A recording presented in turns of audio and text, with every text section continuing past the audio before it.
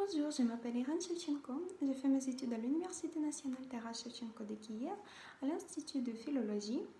Je suis en quatrième année et ma spécialisation, c'est la traduction du français. Aujourd'hui, je voudrais vous présenter mon mémoire de baccalauréat qui s'appelle Les particularités de la traduction des accords internationaux sur la protection du climat. Vu les enjeux climatiques auxquels l'humanité fait face à l'époque de globalisation, plusieurs problèmes, plusieurs questions se posent devant la communauté mondiale dans le cadre de l'assurance des conditions climatiques adéquates pour son existence.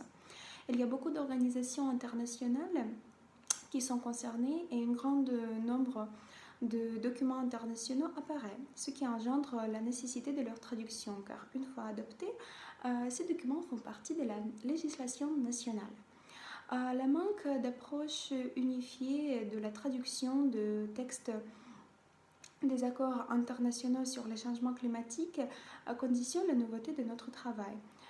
Notamment, la couche lexicologique des documents sur les changements climatiques nécessite une étude complexe, vu son enrichissement lexical permanent lors du développement de la diplomatie environnementale. En tant que source illustrative sont choisis les accords internationaux sur les changements climatiques. C'est le protocole de Kyoto à la Convention cadre des Nations Unies sur les changements de climat et l'accord de Paris sur les changements de climat. Dans notre étude, nous avons décidé d'envisager en particulier la couche lexicale des textes des accords internationaux sur le climat. C'est la traduction des clichés diplomatiques, c'est la nomenclature, leur terminosystème, la néologisation de termes climatiques, par exemple les réfugiés écologiques, les éco-réfugiés, la terre nourricière, la justice climatique, aussi bien que les particularités de la catégorie de modalités des textes des accords internationaux sur les changements climatiques.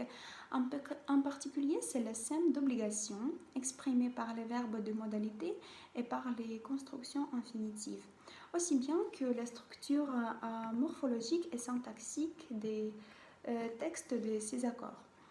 Cette étude peut servir une base pour les recherches, des analyses et des études intégrées approfondies sur la reproduction de caractéristiques structurelles, sémantiques, syntaxiques, morphologiques et grammaticales des textes de documents internationaux sur le climat.